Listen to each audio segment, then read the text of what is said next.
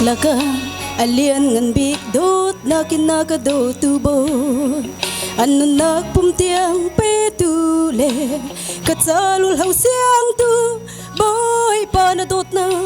karuatan leng mang i ka thinlung lerua nakniya phan khau lau nun kan ngai khonak ding cha phak pin thi nak na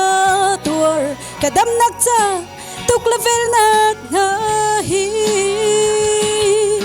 kong ka ruwa boy pa kanun di atsel lawe ka lunglom tu ka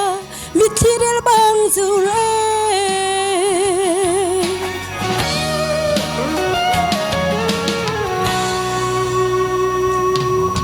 chinak lam dai pan in kalmi ka nan nak chunga ka khami zungzal nun nakram chau tu le rau chau fa na ka ser boy pa ka phulau ka phu chim chim lau e ka phulau dot nak zai de ka cham kho lai nun kan ngai kho nak ding cha phak pin thi nak ha tur kadam nak cha tuk level nak na hi kong ka ruwa boy pa kanun di atsel lawe ka lunglom tu ka mitirel bang zure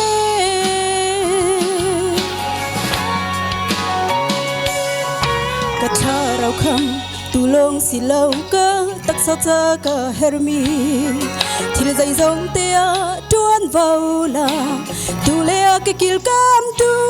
ka du mi silau ke hermi thil zai zong a chan han tein a ka pe tu na si lung kan ngai khonak ding cha phak pin thi nak na tur kadam nak cha tuk level nak na hi kong ka ruwa boy pa kanun di atsel lawe ka lunglom tu ka mitirel bang zure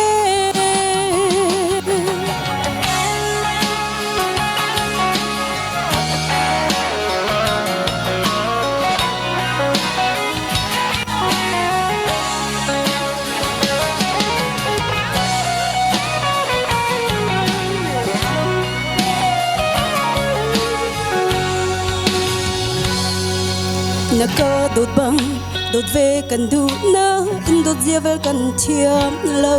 ka thin lung putle karwana chole va onam hudi nang hain du le dot mi dang ka ngai lo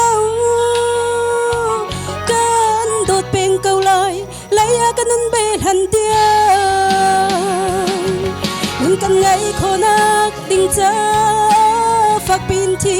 nak na tur kadam nak cha tuk level nak na hi kong ka ruwa boy pa kanun ni atsel lawe ka lunglom tu ka mitirel bang zure